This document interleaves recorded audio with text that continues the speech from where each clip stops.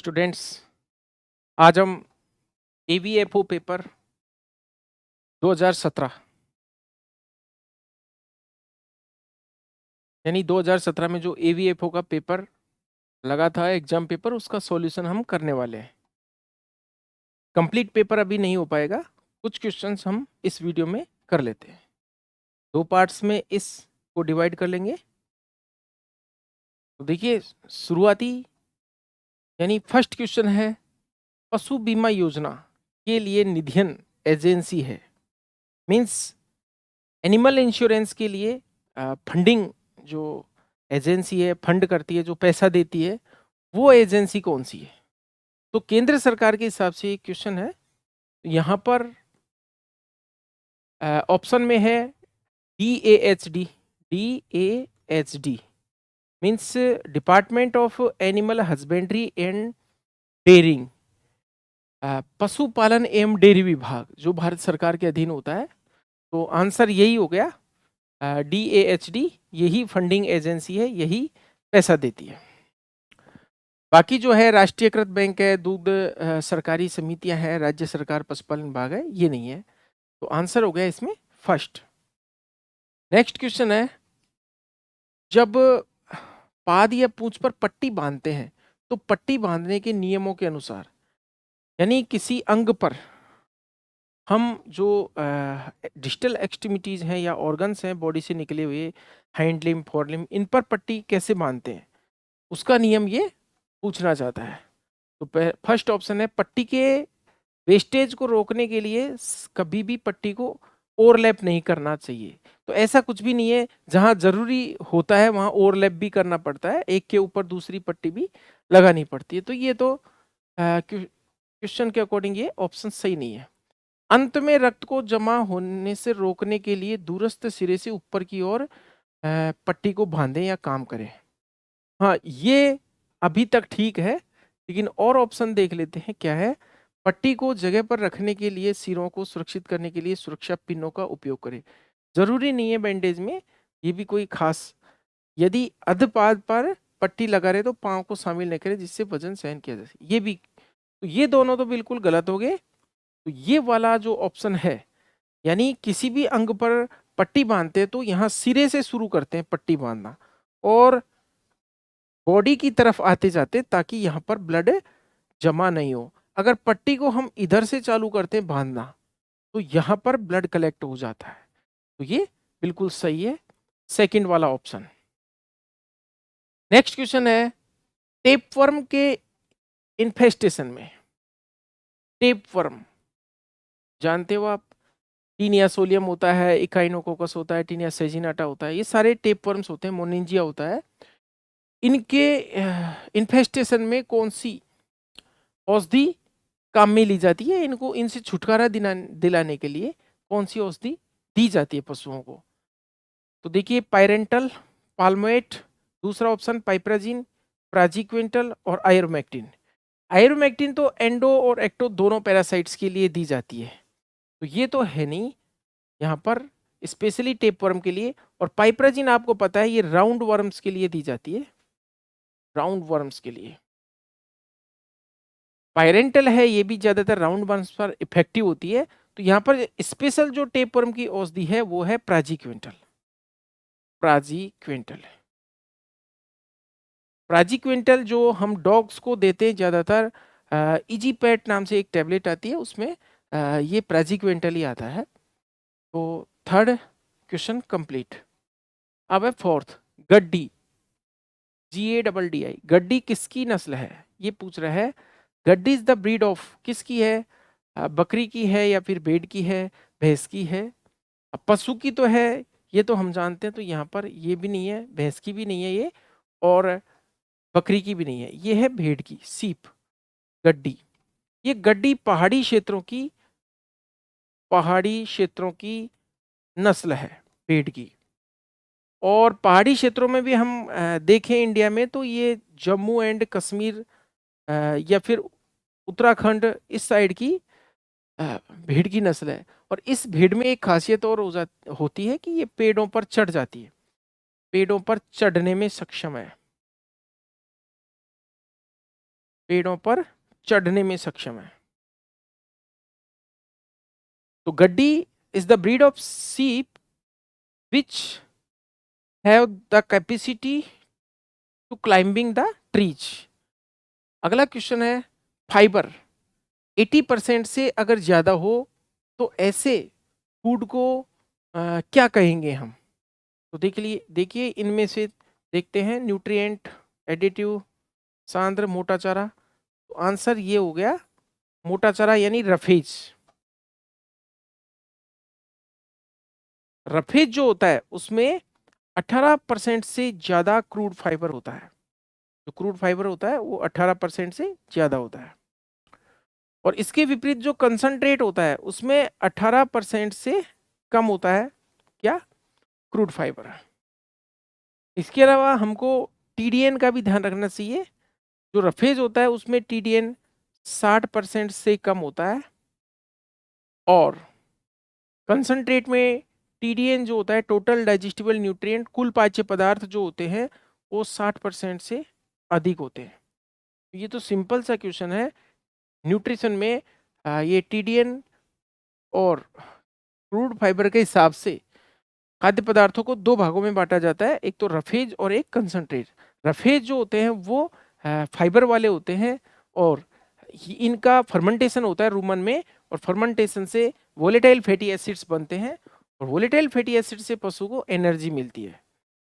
Roughage से जो सबसे ज़्यादा वोलेटाइल फैटी एसिड बनता है वो बनता है एसिटिक एसिड। और आपको पता है एसिटिक एसिड दुग्ध वसा के संश्लेषण के लिए जिम्मेदार होता है। प्रोपियोनिक एसिड जो होता है वो ब्लड ग्लूकोज के लिए जिम्मेदार होता है, ब्लड ग्लूकोज फॉर्मेशन के लिए। नेक्स्ट है सामान्यतः घाव ड्रेसिंग में इस्तेमाल होने वाला एंटीसेप्टिक कौन सा है। मीन्स हम वुंड की जब ड्रेसिंग करते हैं तो कौन सा एंटीसेप्टिक सबसे ज्यादा काम में लिया जाएगा। तो ऑप्शन के हिसाब से तय करते हैं हम आंसर को। फार्मेलिन, देखिए फार्मेलिन तो है ही नहीं, फार्मेलिन तो एंटीसेप्टिक के रूप में काम में लिया ही नहीं जाता है। फार्मेलिन आपने खूब नाम सुना होगा, जो फार्मेल्डिहाइड होता है, फार्मेल्डिहाइड, इसका 40% जो सॉल्यूशन होता है उसको कहते हैं फार्मेलिन। फार्मेलिन, और ये फार्मेलिन कहाँ पर उपयोग में आता है, ये शव परिरक्षण में काम में लिया जाता है। शव को यानी डेड बॉडी को प्रिजर्व करने के लिए,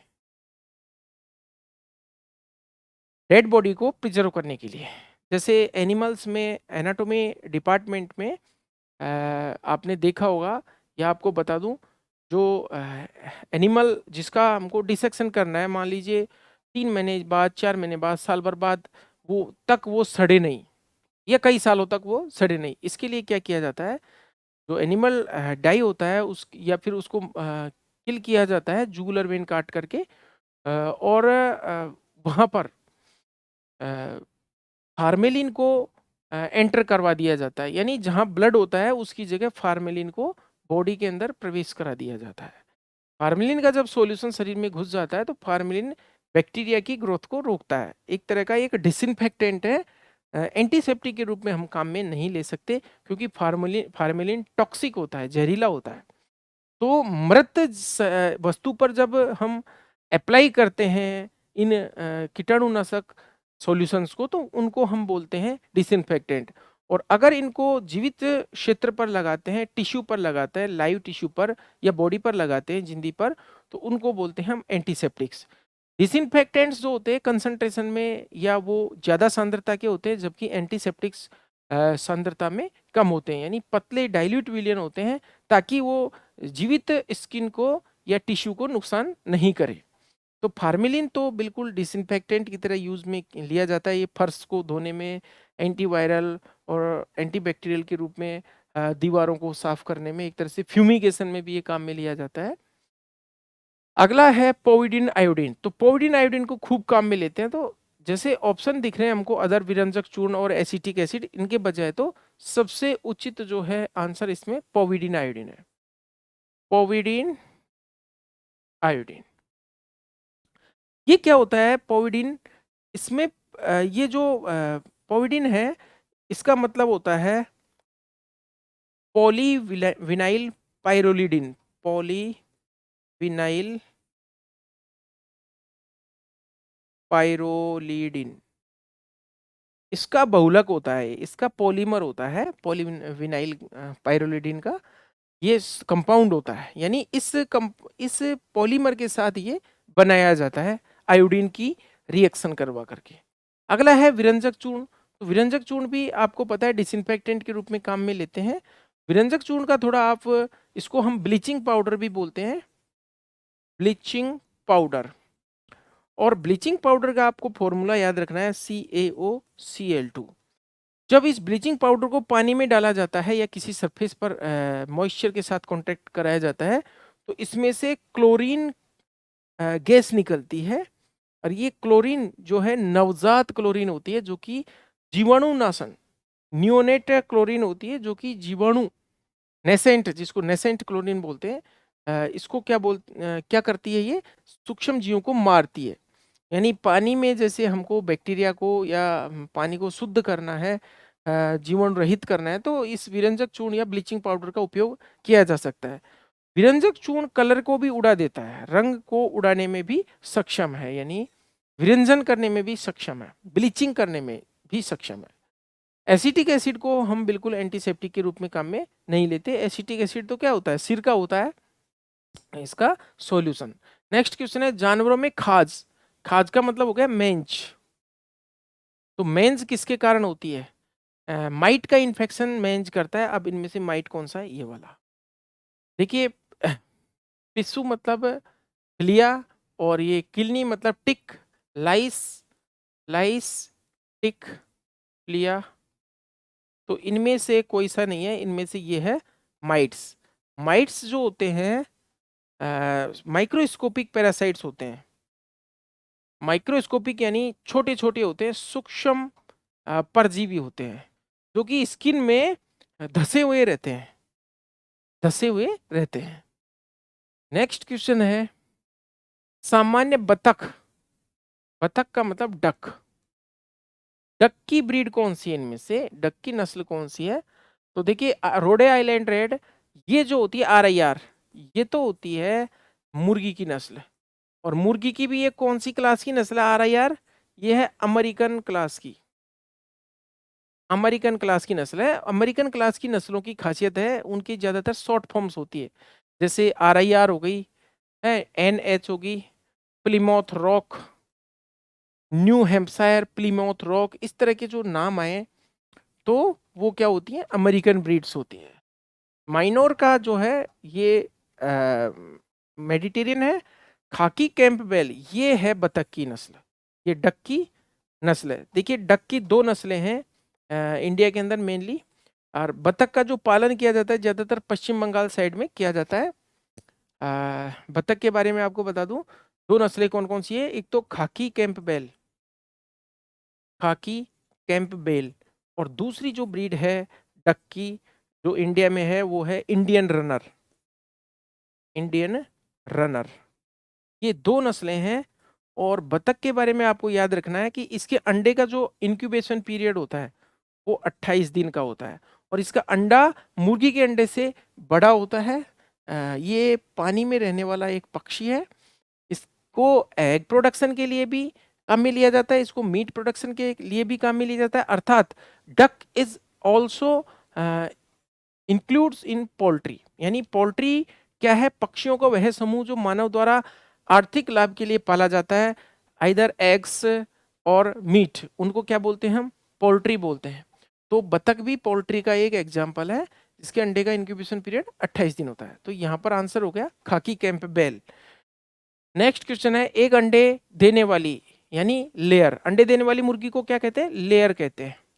लेयर के फीड में कैल्शियम कितना होना चाहिए?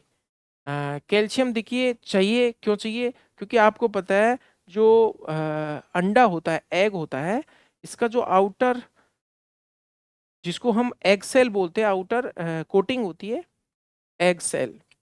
ये एग सेल जो है किसका बना होता है? कैल्शियम कार्बोनेट का। और कैल्शियम इसमें प्रचुर मात्रा में होता है। अंडे के वजन के हिसाब देखें तो 11% जो है इसमें कैल्शियम होता है। तो कैल्शियम चूंकि मुर्गी अंडा देगी तो उसके शरीर के लिए क्या चाहिए? कैल्शियम चाहिए। जब कैल्शियम की कमी हो जाती है तो ये एग सेल है, ये हो जाता है लेदरी हो जाता है। जब कैल्शियम की कमी हो जाती है तो ये चमड़े जैसा एग सेल हो जाता है, चमड़े जैसा यानी लेदरी एग सेल हो जाता है। तो और इजीली ब्रेकेबल होता है, आसानी से टूटने वाला एक सेल हो जाता है। तो अंडे की हिफाजत के लिए उस मुर्गी को काफी मात्रा में या पर्याप्त मात्रा में उसके खाद्य पदार्थों में कैल्शियम होना चाहिए। तो कैल्शियम को दिया जाता है ग्रिट के रूप में। आपने ग्रिट शब्द सुना होगा। मुर्गी के आहार में कुछ कंकर या कैल्शियम कार्बोनेट युक्त ऐसे मिला दिए जाते हैं पदार्थ, वो कंकर के रूप में होते हैं छोटे छोटे, जिनको मुर्गी दानों के साथ चुग लेती है, जिनको क्या कहते हैं, ग्रिट कहते हैं। और ग्रिट के दो कार्य होते हैं, एक तो जो गिजार्ड होती है प्रेषणी, उसमें पिसाई में ये सहायक होते हैं, इससे दानों की पिसाई अच्छी हो जाती है।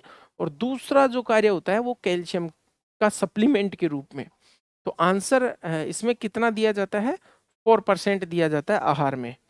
नेक्स्ट क्वेश्चन है वृद्धि हार्मोन मीन्स ग्रोथ हार्मोन। इस ग्रोथ हार्मोन को हम सोमेटोट्रोपिन भी बोलते हैं भाई, सोमेटोट्रोपिन या सोमेटोट्रोपिक हार्मोन भी बोलते हैं। सोमेटोट्रोपिक हार्मोन का उपयोग आजकल गायों में भैंसों में दूध बढ़ाने के लिए भी किया जाता है, और उसको बोलते हैं बोवाइन सोमेटोट्रोपिक हार्मोन, बोवाइन सोमेटोट्रोपिन। और इससे लगभग 10 से 20% दूध बढ़ जाता है ग्रोथ हार्मोन से। ग्रोथ हार्मोन कहाँ से निकलता है, पहली बात ये निकलता है पिट्यूटरी यानी पीयूष ग्रंथि के अग्रभाग से। और ये जो रासायनिक दृष्टि से ये एक पेप्टाइड या फिर एमिनो एसिड प्रकृति का क्या होता है, हार्मोन होता है। अब हम बात करते हैं कि हाइपोग्लाइसीमिया ग्रोथ हार्मोन के कारण होता है, तो वो क्यों होता है, क्यों होता है भाई। ऑप्शंस देखिए, ग्लूकोज के कम परिधीय उपयोग से, ग्लूकोनियोजेनेसिस के माध्यम से, यकृत का कम ग्लूकोज का उत्पादन, और मांसपेशियों में वृद्धि, कम वसा अपघटन। तो यहाँ पर जो इसका आंसर हो जाएगा ग्लूकोज के कम परिधीय उपयोग से, यानी ग्लूकोज का पेरिफेरल यूज जब कम हो जाएगा तो क्या हो जाएगा, हाइपरग्लाइसीमिया। हाइपरग्लाइसीमिया, देखिए मिया मिया का मतलब होता है ब्लड यानी रक्त, हाइपर का मतलब अधिक यानी ज्यादा, और ग्लाइसीमिया मतलब ग्लूकोज। इसका मतलब हो गया ग्लूकोज की ब्लड में कंसंट्रेशन बढ़ जाना, हाइपरग्लाइसीमिया हो जाना। नेक्स्ट है फलीदार वृक्ष यानी लेग्यूम। इनमें से जो लेग्यूम ट्री की बात हो रही है, कोई सा लेग्यूम ट्री है उसमें मौजूद विषाक्त पदार्थ है। विषाक्त पदार्थ का यहाँ से मतलब ये कहना चाहता है ANF, anti nutritional factors. Anti nutritional factors वे पदार्थ होते हैं जो पशुओं के खाद्य पदार्थों में उपस्थित होते हैं और वो पशुओं को हानि पहुंचाते हैं, या तो वो उनके मेटाबॉलिज्म को में रुकावट पैदा करते हैं, या फिर उनके शरीर में टॉक्सिक की तरह काम करते हैं, टॉक्सिन या जहरीले पदार्थों की तरह काम करते हैं। यहाँ पर ऑप्शन में है माइमोसिन, बिल्कुल सही है। माइमोसिन किस में होता है, सुबाबुल में। ट्रिप्सिन तो क्या होता है, एक एंजाइम होता है। ट्रिप्सिन एक एंजाइम है जो कि किसका पाचन करता है, प्रोटीन का पाचन करता है। अगर यहाँ पर ट्रिप्सिन इनहिबिटर होता तो भी यहाँ पर आंसर ट्रिप्सिन इनहिबिटर आ जाता, लेकिन यहाँ पर तो ट्रिप्सिन दिया है इसने। तो ट्रिप्सिन जो है एक एंजाइम है और ये प्रोटीन का पाचन करने वाला होता है। ट्रिप्सिन इनहिबिटर सोयाबीन में पाए जाते हैं, और सोयाबीन भी लेग्यूम है। अगला है साइनोजेंस। साइनोजेंस जो होते हैं ये किस में पाए जाते हैं, ये कुछ घासों में पाए जाते हैं, ज्वार में पाया जाता है। ज्वार में जो धुरिन नाम का जो ग्लाइकोसाइड होता है वो साइनोजन का एक अच्छा उदाहरण है। धुरिन जब रूमिनेंट पशुओं द्वारा खा लिया जाता है तो स्टमक में या रूमन में जाकर के सूक्ष्म जीवों की क्रिया के कारण ये हाइड्रोसाइनिक एसिड या HCN बनाता है। HCN का एक नाम और है, इसे प्रसिक एसिड भी कहते हैं, प्रसिक अम्ल भी कहते हैं। और ये HCN जो है ये अवशोषित हो जाता है रूमन की दीवार में और रक्त में जाकर के, रक्त में RBC, और RBC में होता है हीमोग्लोबिन। इस हीमोग्लोबिन से ये प्रसिक एसिड क्रिया कर लेता है और एक कंपाउंड बनाता है जिसे बोलते हैं साइनो में हीमोग्लोबिन। ये स्थायी पदार्थ होता है, यानी हीमोग्लोबिन खराब हो जाता है एक तरह से। इस साइनोमेट हीमोग्लोबिन में ऑक्सीजन को ले जाने की क्षमता नहीं होती, इसलिए इसे हम साइनाइड पॉइजनिंग भी बोलते हैं। इसको हम धुरिन या फिर ज्वार की पॉइजनिंग भी बोलते हैं। ज्वार में जब धूप तेज पड़ती है, खेतों में पानी की कमी हो जाती है, ऐसे मौसम में ज्वार में ये प्रतिपोषक पदार्थ ऑटोमेटिक संश्लेषित हो जाता है। और ऐसी ज्वार को कच्ची अवस्था में जब खिला देते हैं पशुओं को तो साइनाइड पॉइजनिंग हो जाती है। तो हमने देखा कि ये भी ज्वार चूंकि आपको पता है ग्रेमिनी कुल का पौधा है, ग्रेमिनी कुल का पौधा है, तो ये तो लेग्यूम है ही नहीं, तो ये तो वैसे ही कट गया। अब है थाइमिन की बात करें तो थाइमिन किसको बोलते हैं? विटामिन B1 को बोलते हैं। थाइमिन तो कोई प्रतिपोषक पदार्थ है ही नहीं, ये तो क्या है? एक विटामिन है।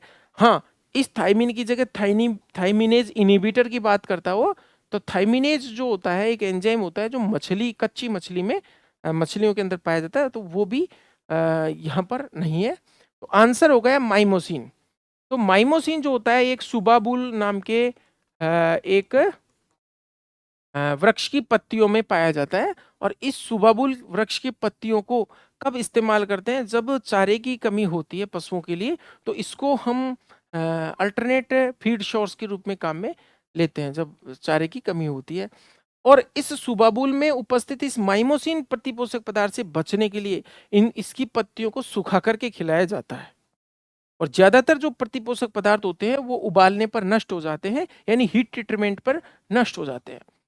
पहले सप्ताह में भ्रूण का तापमान, ब्रूडिंग टेम्परेचर, ब्रूडिंग पूछ रहा है भैया। जब हम अंडे को इंक्यूबेट करते हैं तो उसका तापमान क्या होता है? तो इसमें ये है ब्रूडिंग टेम्परेचर 95 डिग्री फ़ारेनहाइट। अब धीरे धीरे 95 से बढ़ाते जाते हैं, 95.5, फिर 96 करते हैं, फिर 96.5, इस तरह से टेम्परेचर धीरे धीरे बढ़ाते हैं। तो प्रथम सप्ताह में 95 होता है। नेक्स्ट क्वेश्चन है भारतीय चरागाह एवं चारा अनुसंधान संस्थान, यानी Indian grassland and fodder institute, IGFRI बोलते हैं, Indian grassland and fodder research institute, इसको बोलते हैं शॉर्ट में IGFRI, इजीफ्री। तो इजीफ्री कहाँ है? ये झांसी में है। और झांसी कहाँ है? यूपी में है, उत्तर प्रदेश में। भारतीय चारा एवं चरागाह अनुसंधान केंद्र, चरागाह मतलब ग्रासलैंड और फॉडर मतलब चारा, चारे का अनुसंधान केंद्र कहाँ है? झांसी में। देखिए दिल्ली में भी इंस्टीट्यूट्स हैं, जैसे ICR भी, ICR कहाँ है? दिल्ली में है। और करनाल की बात करें तो अपना NDRI है, वो करनाल में है, हरियाणा में। और बेंगलोर में जो डिजीज वायरल डिजीज हैं उनका भी सेंटर है। नेक्स्ट क्वेश्चन है गर्भावस्था यानी प्रेगनेंसी किसके द्वारा व्यवस्थित की जाती है या मेंटेन होती है? प्रेगनेंसी मेंटेन किसके द्वारा होती है? तो इनमें से कोई नहीं है, ये है पीतपिंड। पीतपिंड को हम बोलते हैं कार्पस ल्यूटियम, कार्पस ल्यूटियम। और आपको पता है कार्पस ल्यूटियम क्या निकालता है? प्रोजेस्टेरोन। और प्रोजेस्टेरोन जो है प्रेगनेंसी मेंटेनिंग हार्मोन है। तो सिंपल सा क्वेश्चन है, कार्पस ल्यूटियम से प्रोजेस्टेरोन निकलता है, प्रोजेस्टेरोन प्रेगनेंसी मेंटेन करता है। दूध उत्पादक सहकारी समिति का प्रमुख कार्य क्या है? देखिए दूध का विपणन, दूध के लिए ब्रांडिंग और विज्ञापन, दूध उत्पादन की सुविधा एवं दूध का संग्रहण, दूध के मूल्य में वृद्धि। तो ये सबसे उचित आंसर ये वाला है। देखिए ये कोऑपरेटिव जो डेयरी कोऑपरेटिव बनी थी उससे पहले दूध का प्रॉपर रूप से कलेक्शन नहीं हो पाता था, ग्रामीणों के पास ये खराब हो जाता था। तो जो खेरा डिस्ट्रिक्ट गुजरात से शुरुआत हुई थी इसकी, और उसी से धीरे धीरे गांवों से दूध का कलेक्शन प्रॉपर रूप से होने लगा और सभी जगह पाश्चराइज करके उसको डिस्ट्रीब्यूट किया जाने लगा और प्रॉपर रूप से उसका वितरण हो गया, कलेक्शन हो गया। और जो किसान होते हैं, जो पशुपालक होते हैं, उनको उस दूध उत्पादन का उचित दाम भी मिलने लगा। तो ये सब कोऑपरेटिव की व्यवस्था से ही संभव हो पाया है। अगला क्वेश्चन है भोजन या चारे, फीड या फोरेज की कुल ऊर्जा को मापने के लिए प्रयुक्त प्रणाली का चयन करें। तो यहाँ पर ये बात कर रहा है कुल ऊर्जा, तो कुल ऊर्जा इनमें से TDN के द्वारा व्यक्त की जा सकती है, टोटल डाइजेस्टिबल न्यूट्रिएंट। और TDN जो है इसमें ये शामिल होता है क्या, percentage crude fibre plus percentage digestible nitrogen free extract plus percentage DCP plus percentage इसमें आता है DEE DEE DEE।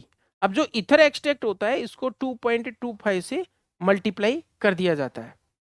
ये 2.25 से क्यों मल्टीप्लाई किया, देखिए 2.25 से गुणा करने का कारण है क्योंकि जो वसा होती है वो कार्बोहाइड्रेट या जो ऊर्जा जिसको हम बोलते हैं इसकी तुलना में 2.25 गुना ऊर्जा देती है। जैसे हम देखें 1 ग्राम कार्बोहाइड्रेट से ऊर्जा कितनी मिलती है, ऑक्सीडेशन के बाद 4.1 किलो कैलोरी, और 1 ग्राम फैट से यानी वसा से मिलती है 9.3 किलो कैलोरी।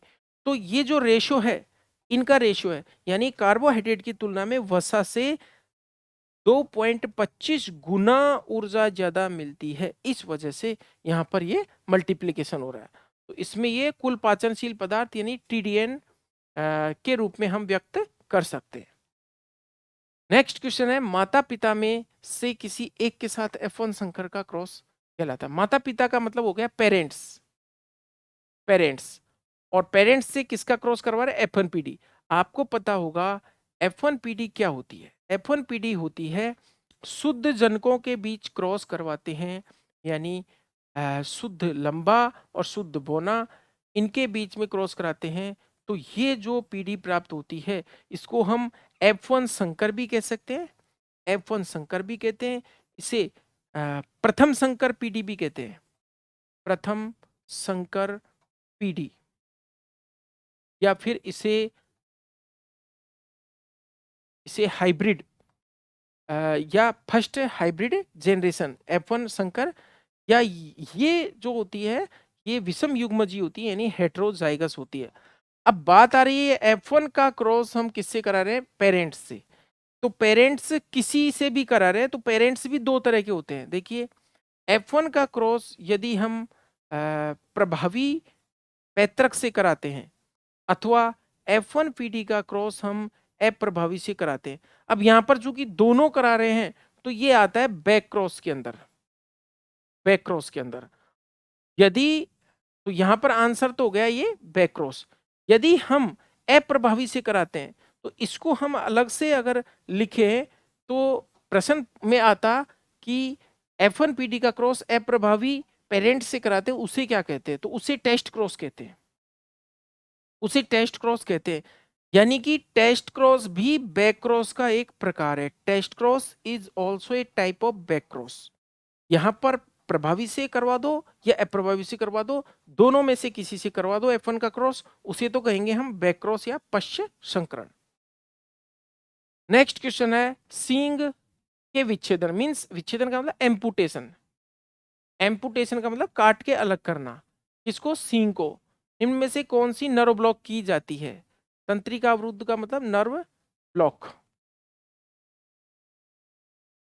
नर्व ब्लॉक कौन सी की जाती है, डी हॉर्निंग कह दो इसको या हॉर्न एम्पुटेशन कह दो। इसमें कौन सी नर्व ब्लॉक की जाती है, तो श्रृंग का मतलब वही शींग होता है, यानी कॉर्नुअल नर्व ब्लॉक का मतलब हो गया कॉर्नुअल नर्व ब्लॉक। तो सिंपल सी बात है कॉर्नुअल वाली ही करते हैं, सींग वाली ही करते हैं, तो सींग के लिए कॉर्नुअल नर्व ब्लॉक करते हैं। नेक्स्ट है, वह जगह जहां सुअरों की देखभाल की जाती है, यानी सुअरों को रखा जाता है, या फिर ये पूछना चाहता है सुअर का आवास, सुअर का आवास, सुअर का आवास क्या कहलाता है, स्टाई कहलाता है। सिंपल सी बात है, स्टाई ये वाला सुकरशाला या स्टाई, सुअर के आवास को स्टाई कहते हैं। अब यहां पर कई बार जैसे मान लीजिए कुत्ता घर नहीं दिया और कैनल दे दिया, KENNEL कैनल दे दिया।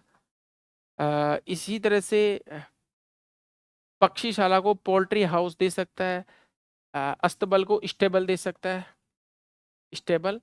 इंग्लिश और हिंदी के जो वर्ड्स हैं वो प्रॉपर रूप से दोनों ही याद होने चाहिए। अगला क्वेश्चन है, यदि लक्षणों की वंशागति बहुत उच्च है तो अपनाएगी चयन विधि है।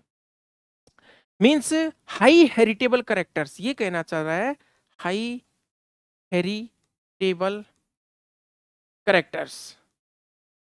देखिए एक हेरिटेबिलिटी एक टर्म है, और हेरिटेबिलिटी जो टर्म है इसका मतलब क्या है, संतति में माता पिता के लक्षणों को भेजने की क्षमता को क्या कहते हैं, heritability. Heritability means ability of heredity, ability of heredity called heritability. तो हेरिटेबिलिटी यानी एच स्क्वायर, ये भी दो प्रकार से ज्ञात की जा सकती है, एक तो नैरो सेंस में और एक ब्रॉड सेंस में। एक तो नैरो सेंस और एक ब्रॉड सेंस। हेरिटेबिलिटी का दो तरह का, we ji variance ji plus VP, ये तो होता है ब्रॉड सेंस का फॉर्मूला। ये नैरो सेंस वाला होता है V A plus V P, और ब्रॉड सेंस का होता है we ji plus V P.